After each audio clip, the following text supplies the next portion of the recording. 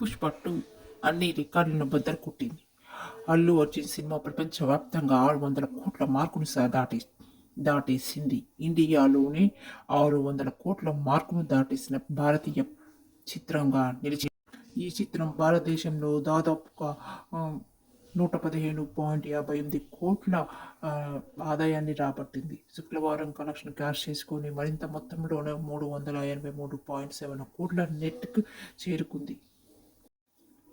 భారతీయ box office వద్ద మొదటి రోజు రికార్డును బద్దలు కొట్టింది. ఈ భారతీయ చిత్రాన్ని ఆయన అతిపెద్ద ఓపెనింగ్ క్లైమాక్స్ చేయటం ఎస్ఎస్ రాజమౌళి యొక్క ఆరాన్ని అధిగమించింది. పుష్ప 2 ఇప్పుడు అల్లు అర్జున్ యొక్క అత్యధిక వసూలు సాధించిన చిత్రం. వారాంతంలో మరిన్ని రికార్డులను బద్దలు కొట్టే అంచనాలు కూడా ఉన్నాయి. ప్రస్తుతం ఈ సినిమా థియేటర్లో విజయవంతంగా రన్ అవుతూ ఉంది. అల్లు అర్జున్ చిత్ర రికార్డులలో బద్దలు కొట్టి 600 కోట్ల మార్కును ఇది బాక్స్ ఆఫీస్ వద్ద దూసుకుపోతూ ఉంది.